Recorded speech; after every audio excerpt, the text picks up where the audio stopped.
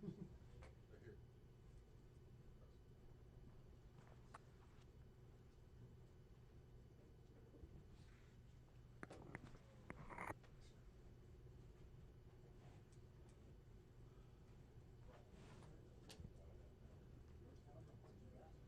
You could be up the whole time. I probably need to.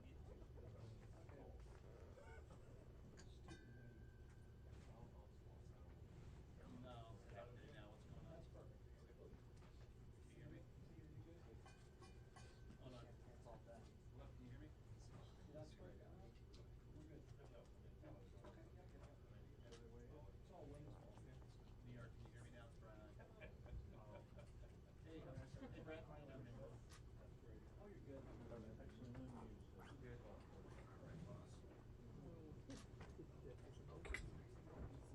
Correct. Yeah, I'm at 1.6 seconds. No problem.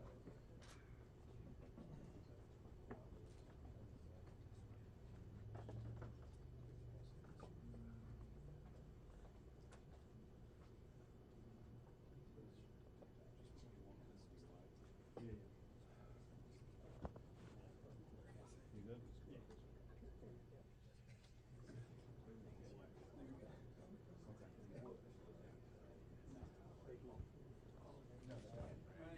Okay, got it. You want to lose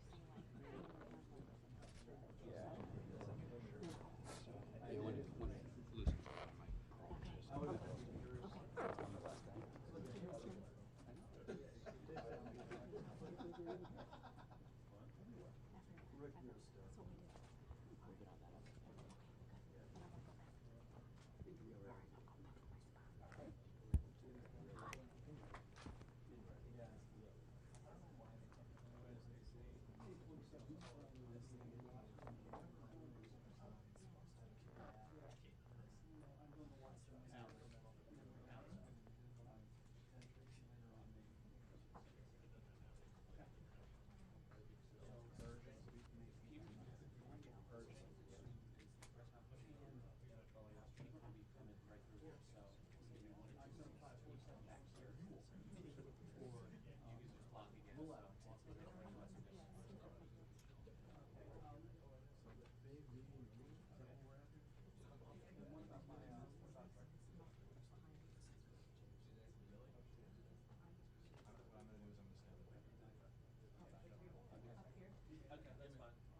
Because there won't be enough time.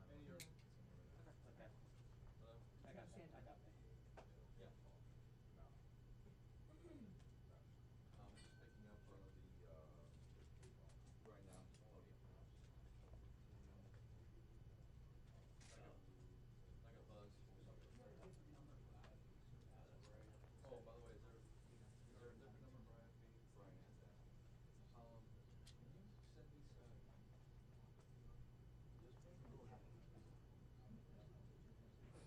Oh. We're all the way in the back. We're just waiting.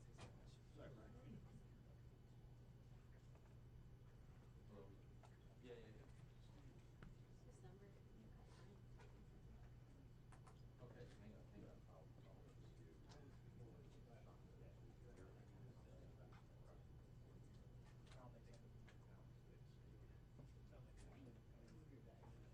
Absolutely. Put it wherever you want, but that's all right. Don't hurt yourself. That's my case. Put it wherever you want. Okay. No, I respect it. Yeah.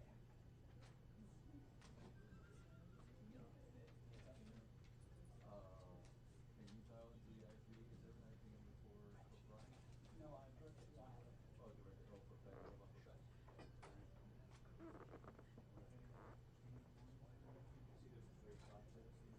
What?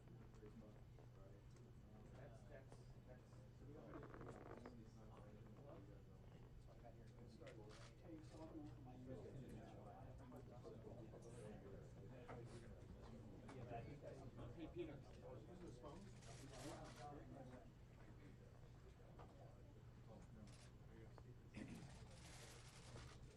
Hi folks, I'm Bob Mazzuto. I'm the Assistant Secretary of Labor for Public Affairs.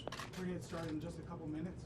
Just to let you know, we will have Secretary Acosta come to the podium. He'll be making a statement, and then he will take some questions. He will be calling on folks for questions. Please state your name, your organization, and your question, and then the Secretary will take it from there. Thanks so very much. Yes? Is your cell phone near that mic? No, not anymore. It's not. We're gonna have to switch up that mic. Yeah.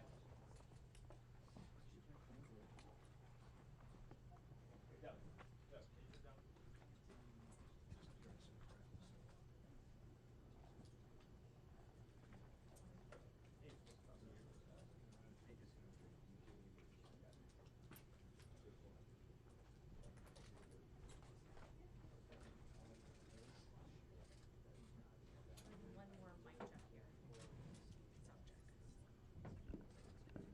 Sound check, sound check.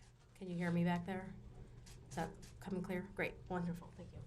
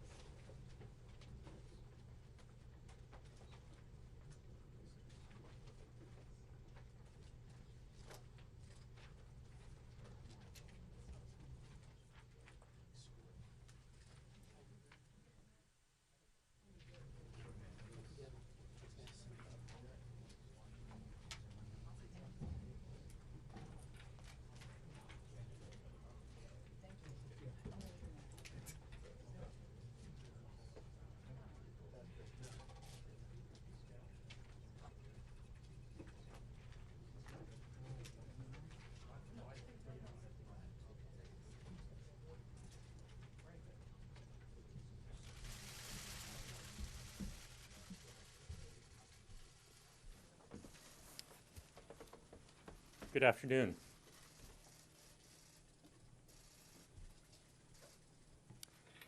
Let me start by reiterating that I'm pleased that the New York...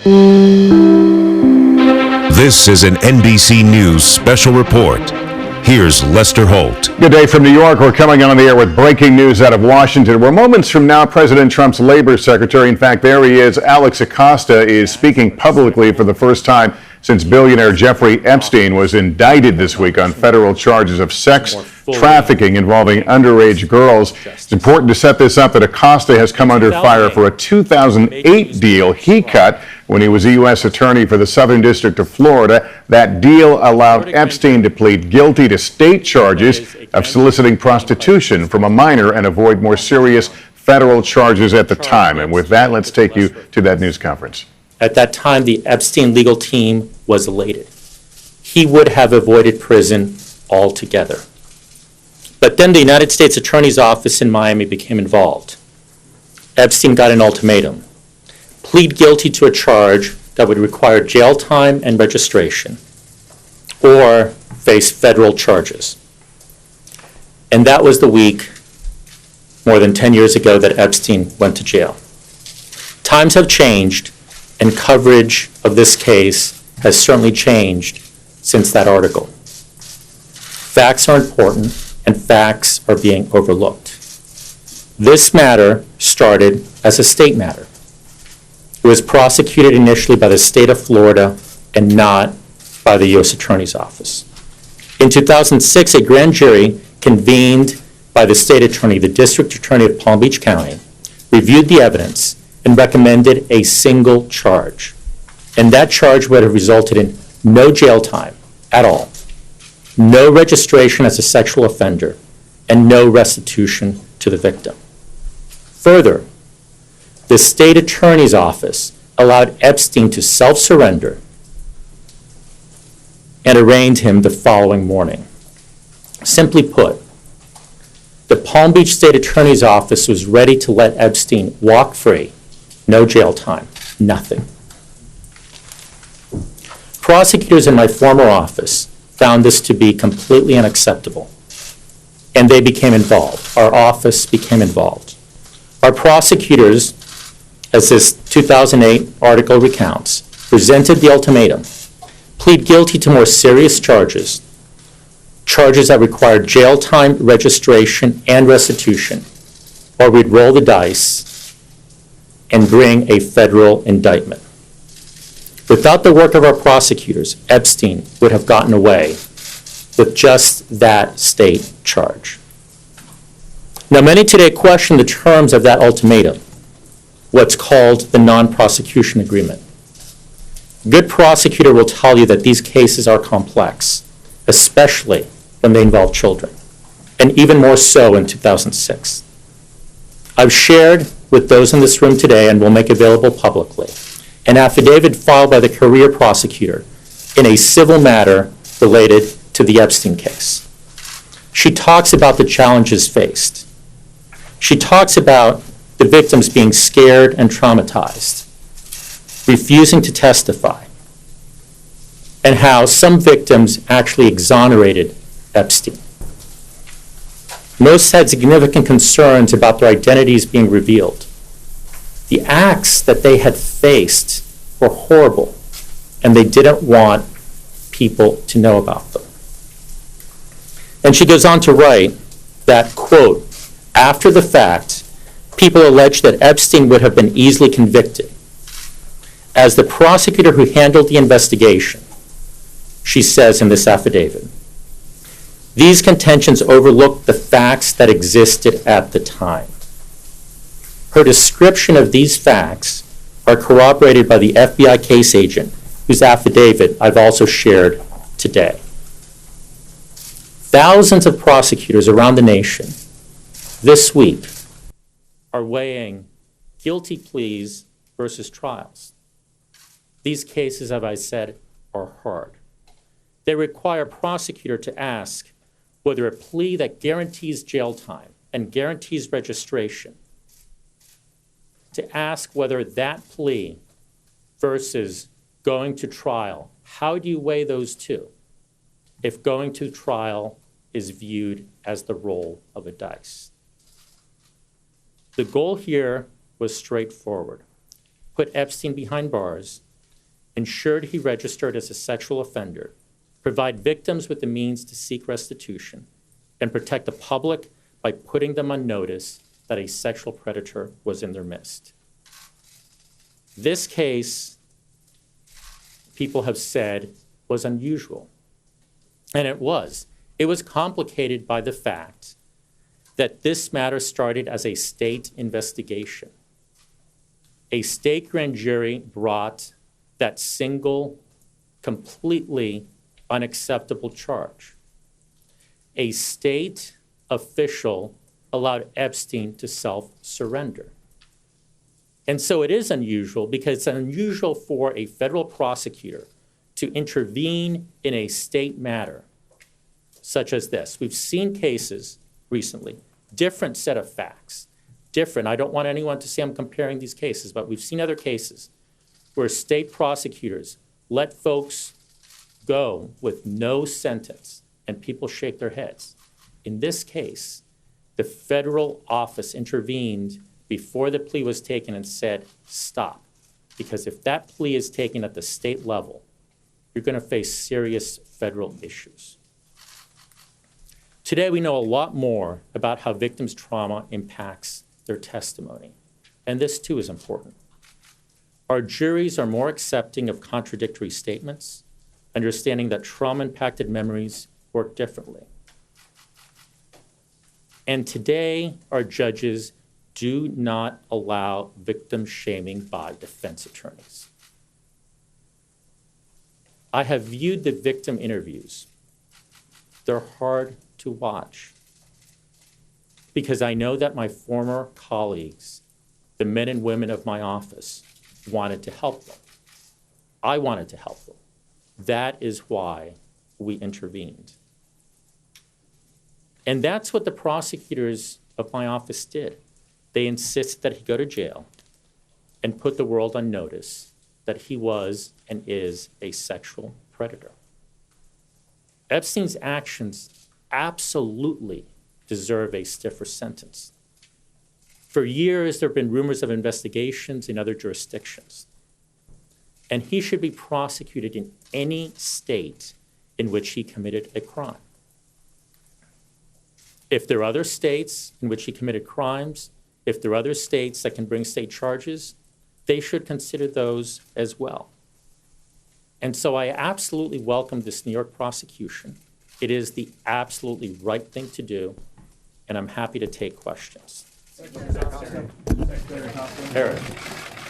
Eric Morath. How would you describe your relationship with the president? Do you feel that the news, the cycle here with Epstein is changing that? My relationship with the president's outstanding. He has, I think, very publicly made clear that I've got his support. He spoke yesterday in the Oval Office. He and I have spoken. Let me add, I keep reading about articles about my relationship with me and Mr. Mulvaney. And he called me this morning to say, if asked, that our relationship is excellent too, and that any articles to the contrary are, in his words, BS. And so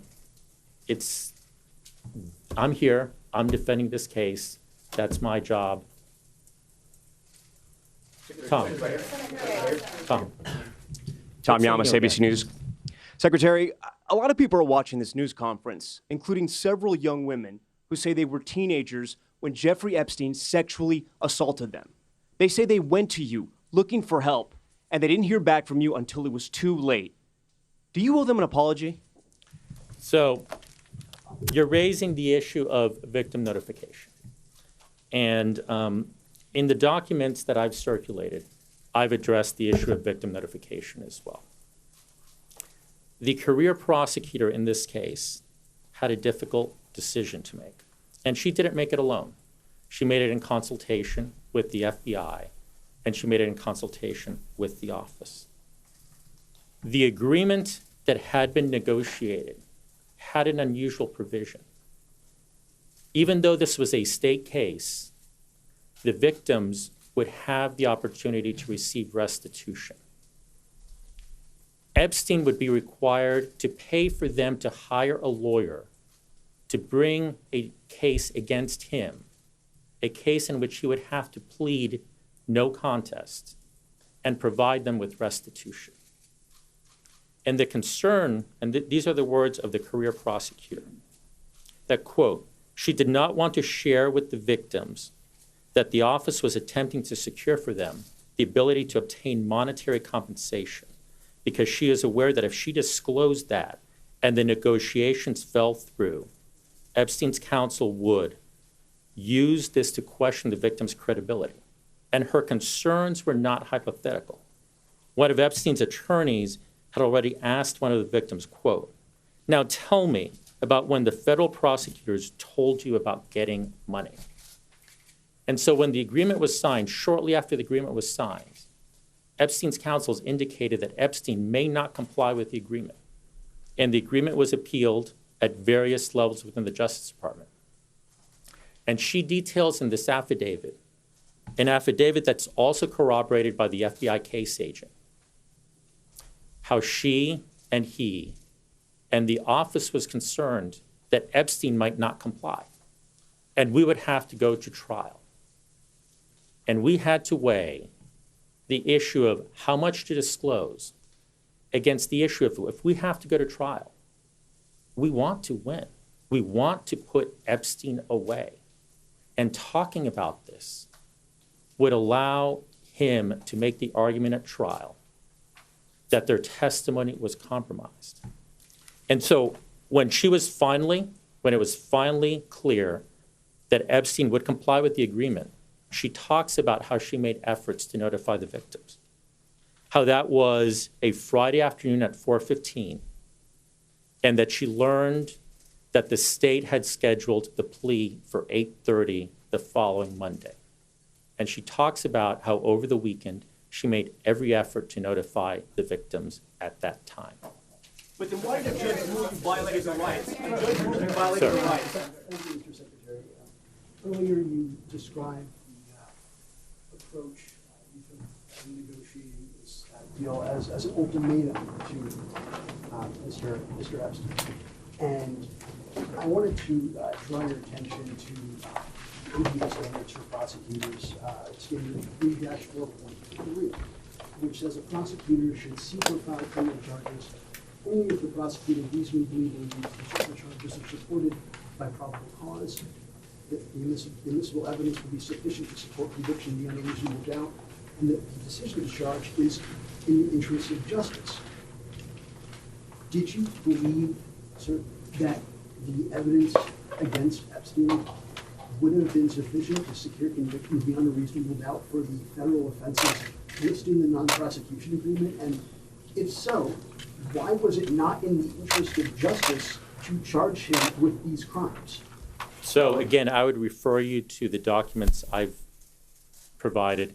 There is a big gulf between sufficient evidence to go to trial and sufficient evidence to be confident in the outcome of that trial.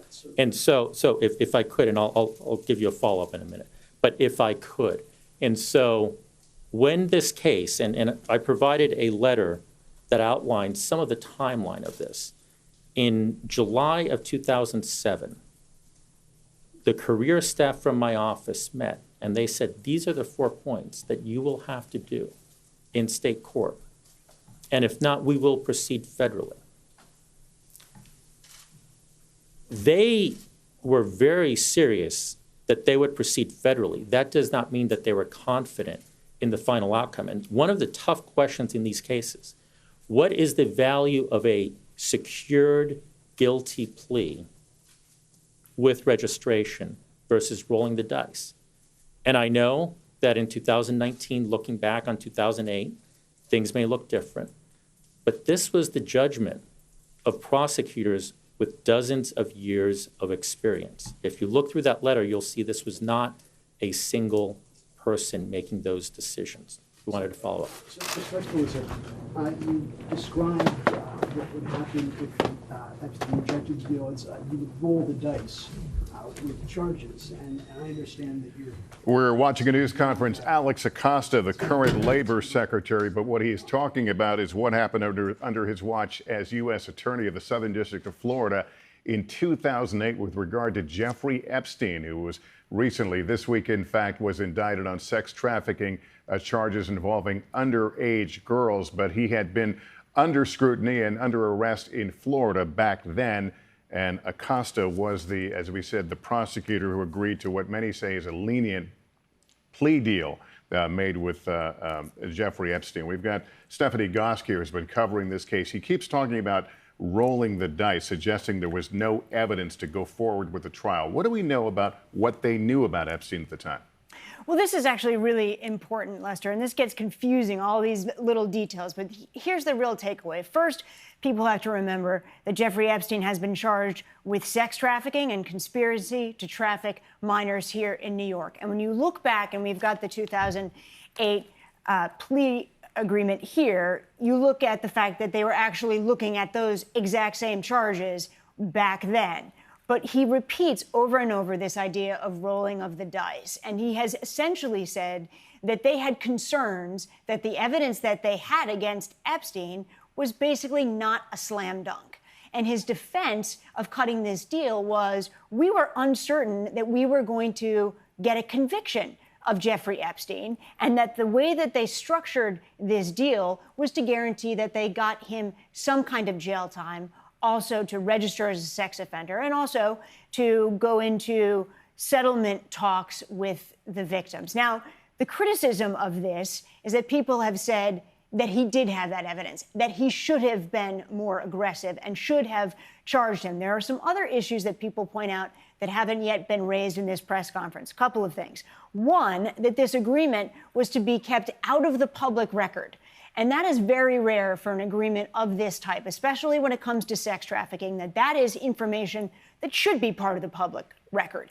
The other thing is that it also talks about the fact that his co-conspirators, and these are the people that were part of the conspiracy, that they too wouldn't face federal charges as a result of this agreement. Also a rare condition to put in something like this. And Acosta, there have been calls, as we have noted, from Democrats for his resignation as Labor Secretary. Let me go to our NBC political director and moderator of the press, Chuck Todd. Chuck, we haven't heard him respond to that directly, but he does not appear to be a man who is going to step down. The president, we understand, urged him to go forward to reporters today. Do we know why? Well, this is a classic attempt at damage control, and it sounds like the president thinks that he's got to be his own defender, and this is a case where I think in Trump world sometimes he wants to see how you do. It's like, wait a minute, if he's going to put his political capital on the line for you, he wants to see how you can do defending yourself. So I think this is ultimately a press conference for one person as far as his performance is concerned. And I'll be curious to see what the president's reaction is. I think on the substance, and Stephanie hit that, he's trying to defend with something that looks just terrible through today's prism.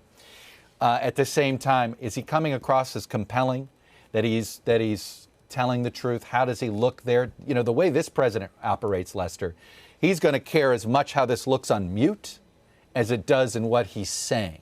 So ultimately, I think it's going to be up to the president whether he deems that Acosta did enough to put this away. I don't think he did. All right. Chuck Todd, thanks very much. We'll continue to monitor that news conference and hear more of what Alex Acosta has to say and some of that reaction that Chuck mentioned. Much more tonight on NBC Nightly News and continuing coverage on our NBC News app. For now, I'm Lester Holt, NBC News, New York.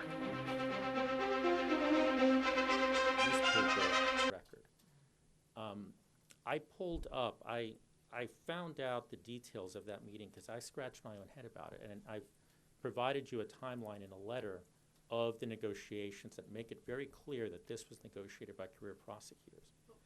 I'm going to answer your question. The meeting that was alleged was a breakfast meeting that took place after the agreement was negotiated, not before. The agreement was signed in September. After the agreement was negotiated, one of Epstein's attorneys asked for a meeting, asked for a hearing. I was giving a speech. I was staying at a hotel. I agreed to have a brief meeting, I believe at 7 a.m. Rather than open the office, I spoke with that attorney. And then I referred that attorney to the career prosecutors. Nothing changed in that agreement. They continued to litigate the matter. They continued to appeal the matter to Washington, and nothing changed with one exception. There was an addendum that made clear that Epstein had to pay for any attorney that represented a victim in the cases against Epstein. And so, yes, I met with opposing counsel. It was a breakfast meeting because I was staying at the hotel. It was after, not before, and not part of the negotiations, but it was after the agreement had been negotiated. And that could be confirmed simply by looking at the date on the agreement and the date on the meeting. So, number one, the agreement had already been locked in place, so the agreement wasn't going to change. Before that agreement, I was very careful to not negotiate this. Our career attorneys negotiated the agreement. Secondly, I'd point out, we live in a city where people have breakfast meetings all the time. You don't open an office at 7 o'clock in the morning just to have a meeting. You have it over breakfast. Secretary Acosta, it's not standard for a non-prosecution agreement to include a secrecy clause. Let me do this. I had called Ian. I'll come back to you. Don't the young girls? I wanted to give Ian an opportunity. I'll come back to you in a minute. Thank you, sir. You've mentioned several times that you and the prosecutors in your office weren't sure that you could secure a win in this case, but the very purpose of the CVRA is to give the victims an opportunity to weigh in, and a federal judge ruled that you broke federal law by not doing so. Do you think that your thinking would have been different had you followed the law and consulted the victims? So first, let me point out we followed department policy. Department policy at the time made very clear, and this is in a written statement that was subsequently issued by what is called the Office of Legal Counsel, which is the chief the chief legal arm of the Department of Justice, that these situations with non-prosecution agreements are not covered by the CVRA at the time. because the CVRA, according to department policy, does not attach until a case is actually brought. Now, I understand that the judge had a different view, and I understand that the judge's view was that department policy did not comply with the law. And that's the way our system works. Our system works in that a judge can say what the department policy is not consistent with the law. Now, let me also point out, since then, a few years ago, Congress amended the CVRA, and Congress amended it explicitly to say that non-prosecution agreements would be, in fact, covered. And that is a good thing. As I said at my confirmation hearing, we expect a lot more transparency. If we had had more transparency, perhaps this case would have gone differently. I've laid out the reasons why there were concerns about providing all the details to the victims before Epstein pled. But the Department of Justice has been very clear throughout multiple presidential administrations, throughout multiple attorneys general, that the department's position is that there was no violation of the law. Yes, Would you make I'm this sorry, same? your name and who you're with? I'm Caitlin Collins for CNN. Yeah. Would you make this same agreement today? So these questions are always very difficult because we now have 12 years of knowledge and hindsight, and we live in a very different world. Today's world treats victims very, very differently. Today's world does not allow some of the victim shaming that could have taken place at trial 12 years ago. Today's world understands that when interviewing victims, when eliciting testimony, that testimony can be sometimes contradictory, that memories are difficult. And so I don't think we can say, take a case that is this old and fully know how it would play out today. But these victims say you failed them. I understand what the victims say, and I'm not here to try to say that I can stand in their shoes or that I can address their concerns. I'm here to say we did what we did because we wanted to see Epstein go to jail. He needed to go to jail. But he was out of jail before some of the victims found out about this agreement. He needed to go to jail. And that was the focus. John Fund. John? John? Mr. Secretary, can I ask you a question about the Office of Yes. Professional Hi, Peter Responsibility? Alexander from NBC. Yeah. To be clear, dozens of girls were allegedly molested. Why didn't you just keep investigating? And then a follow-up, please. So the victims of which we were aware were part of this, and under the agreement in the Southern District of Florida, the investigation ceased and they had the opportunity to proceed civilly. That does not mean that the investigation had to cease nationwide. And as we see today, as we saw in New York, investigations could certainly and obviously have proceeded in other districts. On the follow-up, how can you be trusted to enforce human trafficking laws as Secretary of Labor, given your history with this case? So I started one of the first human trafficking task forces at the Department of Justice. I have been aggressive prosecuting human trafficking.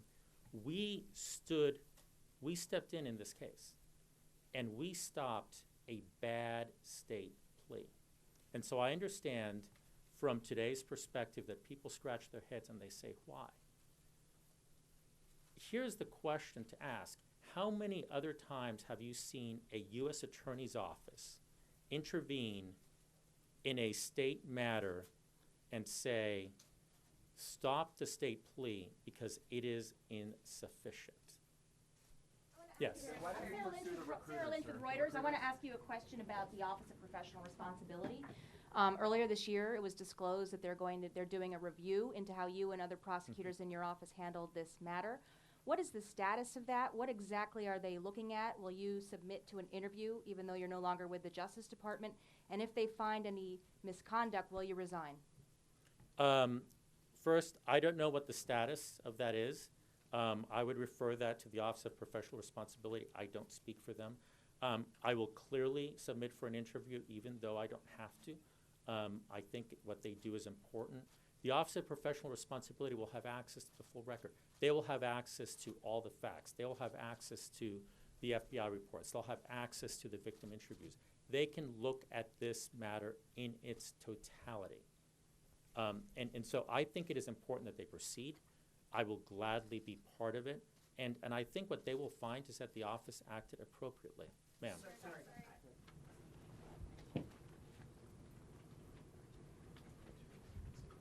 Hi, Secretary Acosta. It's Yami Shalsender with PBS NewsHour.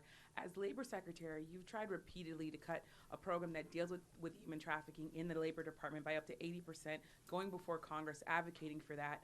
Why should people trust you to focus on human trafficking and protect victims if you've done that? And I'd like a follow-up question. So you're referring to grants that go to foreign countries for foreign country labor-related work. As part of the budget every year, those grants have been removed, as have other grants for foreign countries.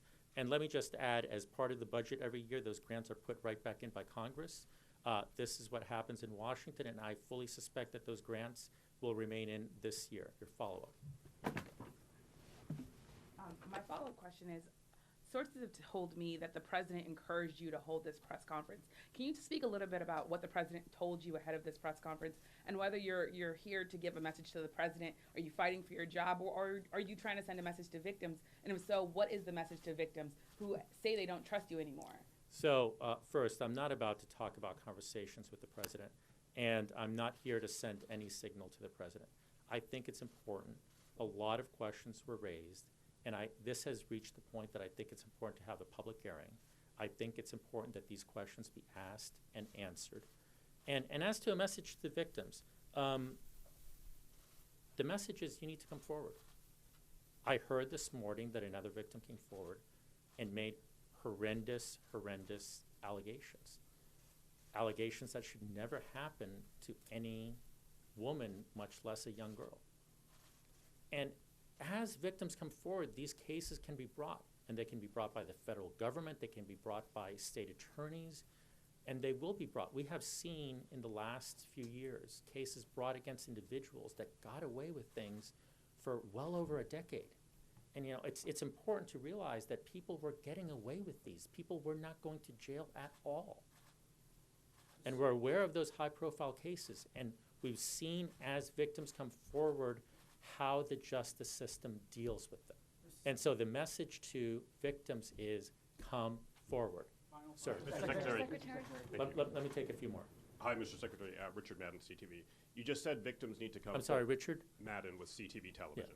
Yeah. You just said a moment ago the victims should come forward, but you still haven't offered an apology to them. Why is that? So the victims should come forward because the justice system needs to hear from them. And what the victims went through is horrific. What the victims continue to go through is horrific. I've seen these videos. I've seen the interviews. I've seen the interviews on television of these victims and their stories. And so it's hard. But I also think it's important that we understand that the men and women of my office, going back to 2006 and 2007 and 2008, have spent their career prosecuting these types of cases. And in their heart, in our heart, we were trying to do the right thing for these victims. And so this is horrific. This is awful. Each one of these cases is just devastating and saddening. But I also think it's important to realize that the prosecutors were trying to do the right thing. Sir. Yeah, Jeff Earl from Daily Mail. How are you? Are you aware of alleged obstruction of justice by Mr. Epstein? It seemed to have been mentioned in a note in a bail memo by New York prosecutors.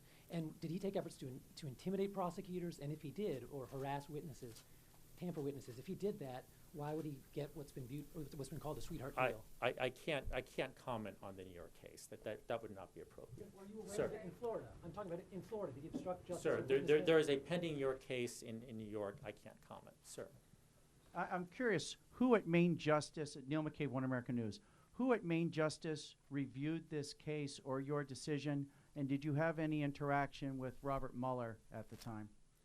So I shared a letter that I wrote to one of Epstein's defense attorneys, and I shared that letter in part because it shows much of the timeline. It shows how initially the meetings that took place were between in July, between the first assistant, the criminal chief, the Palm Beach office chief, and the line attorney and 2 FBI agents with Epstein's attorneys. You'll notice at the initial meeting, as outlined in this letter, who are all career attorneys, how they presented the terms, how Epstein's attorneys were dissatisfied and asked for a meeting with me, how I subsequently went with their attorneys, along with all the career officials, how at that meeting we then invited the chief of the Child Exploitation and Obscenity section from the Department of Justice to travel down, because one of the things we wanted to make sure of was that we had, going back to the earlier question about the ABA rule, that we had sufficient evidence to proceed ethically. And then it details a little bit on how Epstein's counsels appealed the decisions to Washington. I'd refer you to the record. One of the really disturbing things about this case is there's a record here.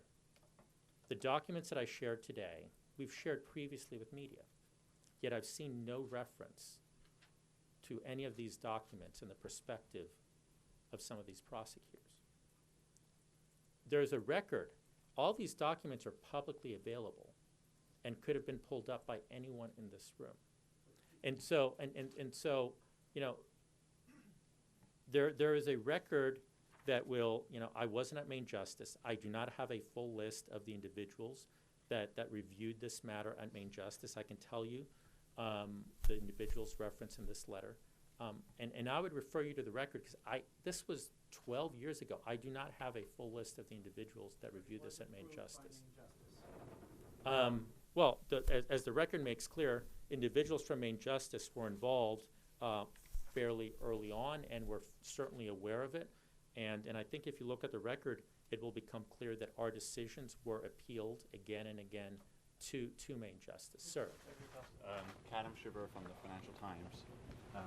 So the deal that you negotiated resulted in two things. One is that the case ended with Mr. Epstein pleading to state prostitution charges, and another thing that it did was that it immunized his co-conspirators. So two questions. Did you consider his victims in that case to be prostitutes, and why did you immunize his co-conspirators? So the answer to were the victims prostitutes? No. Victims, they were victims. End of story. They were victims. The second part of that is the purpose in this case was to bring Epstein to jail, to put him behind bars. And so there were other individuals that may have been involved that in any type of conspiracy, there are individuals around someone. The focus really is on the top player, and that's where our focus appropriately was. Let me also say something, because a lot has been said about this 13-month.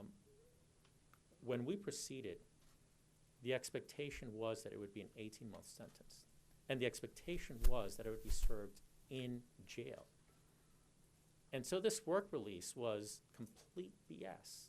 And I've been on record as far back as 2011 saying that it was not what was bargained for and it was not what we expected. But this was a state court plea, and because it was a state court plea, the terms of confinement were under the jurisdiction of the state of Florida. And so the outrage over that 13-month, getting to leave jail is entirely appropriate. When we entered into this, I at least, fully thought that he would be spending the time in jail. That's what we mean by someone going to jail. Sir, if I can get, Linda Contreras from Telemundo Network, if I can get a brief statement in Spanish, I would really appreciate it. I'll tell you what, if you answer if you ask me a question in Spanish, I will answer in Spanish. Is that fair? I was trying to get a brief statement, so that I could go over with what everyone already said. So. Déjame un minuto. Nuestros fiscales en este asunto querían que este señor fuera a la cárcel. Era increíble importante que él fuera a la cárcel, porque eso es donde él tenía que estar. Y poner todas las otras personas en el país en notice que él era un hombre muy malo, que él era un predador sexual. Y por eso es que hicimos este asunto. ¿Debería usted disculparse con ellos, con las víctimas? ¿Perdón? ¿Debería usted disculparse con las víctimas? Muchos de los colegas han hecho esa pregunta. Las víctimas han sufrido mucho en este asunto. Y yo he mirado algunos de los interviews, ayúdame, de interviews, de las entrevistas. Y es un asunto muy, muy difícil. Pero a la misma vez, nuestros fiscales trataron de hacer lo que podían con lo que tenían en este caso. Did you ask a question already? I did. Okay, let me go to someone new. Yeah. You said earlier that your message to victims was to come forward. What's your message specifically to those who did come forward and felt let down by you? Victims came forward, and there were several victims. You know, I believe that in one of the filings, the Department of Justice talked to several of the victims, and some of the victims just didn't want any public notoriety.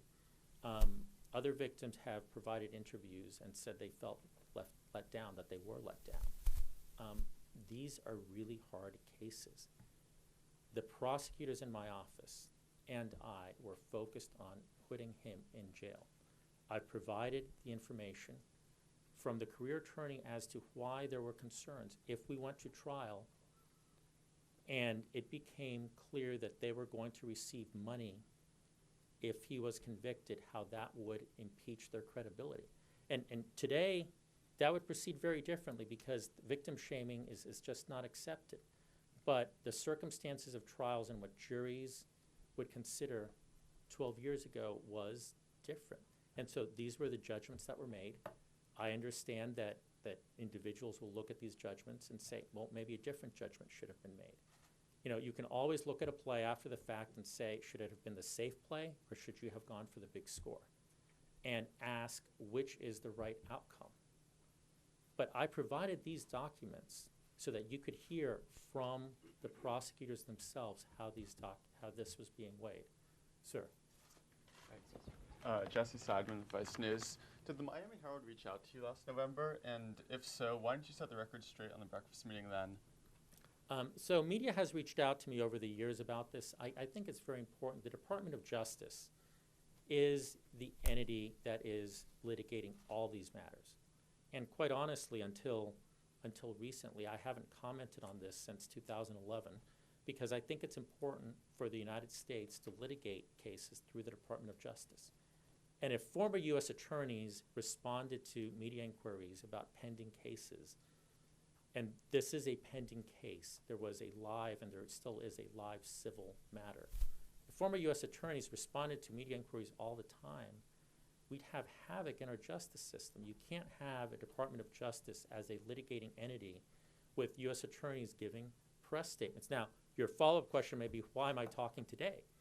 And the answer is this has clearly reached a level where I thought it was important to have this kind of press conference, to take questions, and to provide these facts and these perspectives. And I understand that individuals may say this was not enough. But this is the way it was viewed, not only by me, but by many back in 2008. Secretary. Sir. Yes, Doug Christian from Talk Media News. Yeah. One thing, yes. You said that the victims were not prostitutes, but the agreement was he was jailed for prostitution charges, not for sex trafficking. Can you just The, say what the distinction was? the agreement was, this was a state, here's why this is hard. This was a state case. He was arraigned, a state grand jury returned a prostitution charge against him, a solicitation charge, if I recall. That was a state grand jury. He was allowed to self-surrender by the state attorney's office as a result of that single charge that would have resulted in no jail time. And ultimately, what the agreement did was say you have to go back and you have to plead to a more serious state charge that requires jail time, that requires registration, and under this agreement, you'll have a mechanism for restitution. But the agreement itself, ultimately, the state of Florida and the state attorney's office in Florida is a separate sovereign. The U.S. attorney does not determine how those offices run themselves or what charges they bring. I do not consider the victims prostitutes. I think that is insulting to them. These were victims. They were not just women victims, they were children victims. Mr. Secretary, I'm Deborah Saunders with the Las Vegas Review-Journal. Since Mr. Epstein left jail, he's been a public figure. He's been a man about town. He hasn't seemed particularly contrite about what he did. What have you thought when you've seen him? What I've thought is I keep reading newspaper articles about pending investigations here or there. If someone does a Google search, they'll see that there were rumors of investigations going on for the last 10 years. And New York finally stood up and they took one of those investigations and they brought charges. And in all candor, I wish it would have happened. I'm glad to see that it's happening now. He's a bad man, and he needs to be put away. And based on additional allegations that I saw this morning, there are multiple jurisdictions, whether federal or state, that he's going to have to answer to. A few more questions. Yes. Alex Doherty with Miami Herald. I wanted to ask and follow up with your answer to the earlier question about the potential co-conspirators. Were you confident at the time that any potential additional co-conspirators didn't commit sexual abuses against underage girls like Epstein did, even if it may not have been at the same scale, because some of those victims have accused others of doing similar acts to them? So let me see how I can address your question without running afoul of Department of Justice guidelines. If my office had been aware of individuals who committed acts such as sexual abuse, my office, it would not have been my position that those individuals should have been part of that kind of immunity. It's not even an immunity deal. Should not have been part of that paragraph. And so I know that there are a lot of rumors about who those individuals may or may not be. I think those rumors are misconstruing the acts of the office with respect to that particular paragraph. One more question. Richard Lardner from the Associated Press. Mr. Secretary, were you ever made aware at any point in your handling of this case if Mr. Epstein was an intelligence asset of some sort? So there has been reporting to that effect, and let me say there's been reporting to a lot of effects in this case, not just now but over the years, and again, I would hesitate to take this reporting as fact. This was a case that was brought by our office. It was brought based on the facts.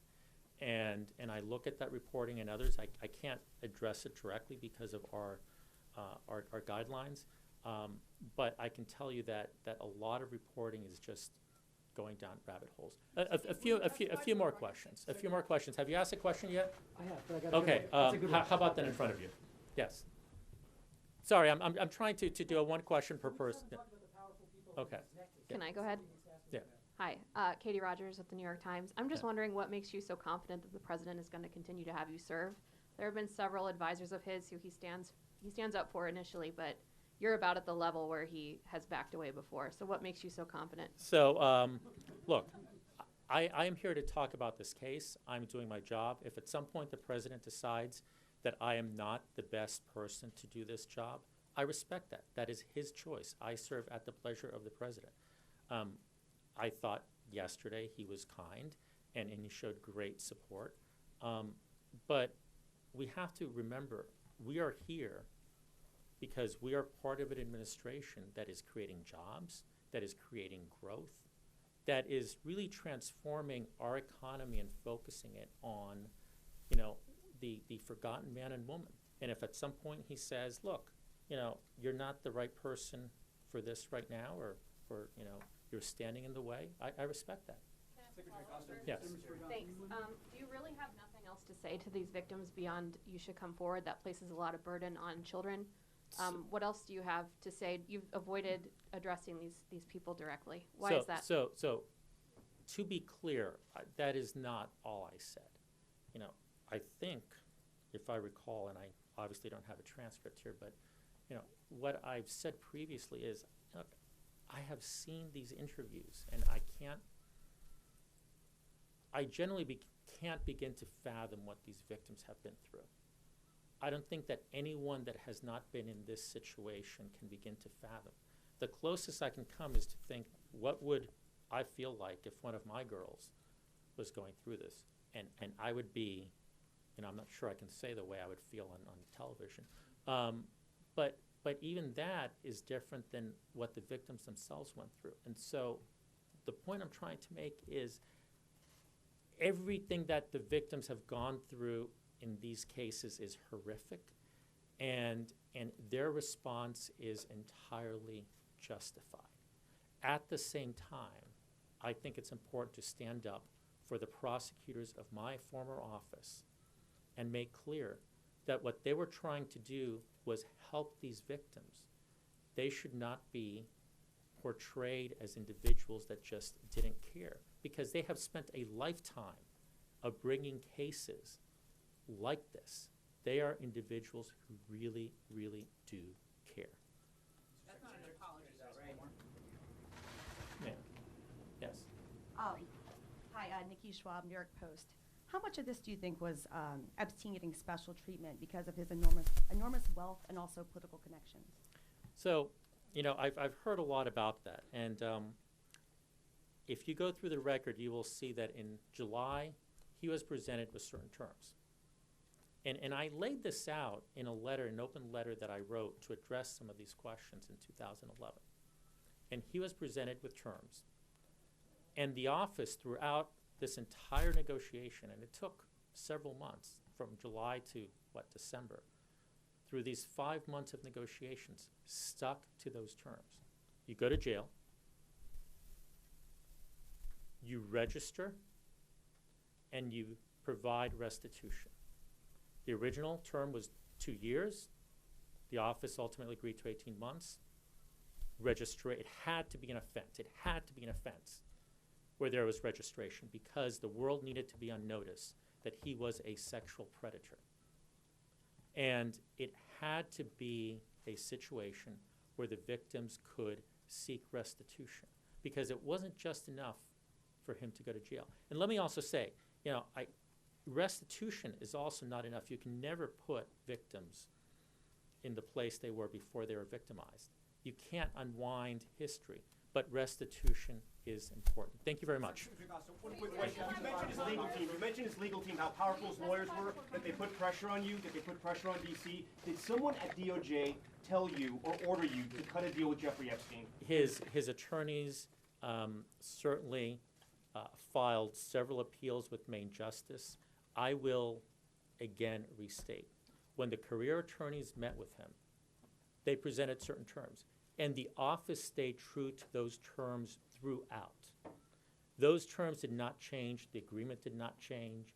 No level of appeal to Maine Justice changed the terms of these initial points in those agreements. One last, right there. Yes, ma'am. Hi, Caitlin Fulmer, ABC. I just had a quick question for you. In the proposed remedies from Jane Doe 1 and 2, one of their requests is can they just meet with you? I know you're not apologizing today, but would you be willing to meet with them? You know, that's a really good question. This is currently in litigation, and so I don't want to I don't want to interfere with that litigation, but let me just say, I have monitored this litigation without, I haven't monitored day to day. I have never pulled the full record, but I have watched it. And I have seen what these victims have gone through.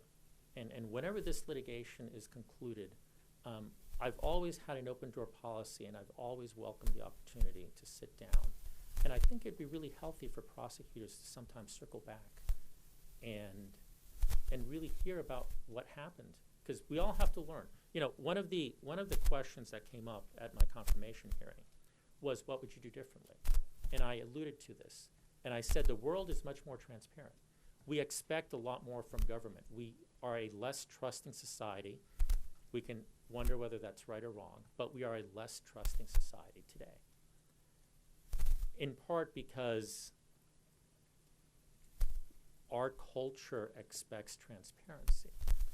And so to sit down and hear from victims how this impacted them, I think would be healthy for prosecutors generally. I can't commit in this particular case, it's in litigation, but I think that would be healthy for prosecutors generally. Thank you very much. Thank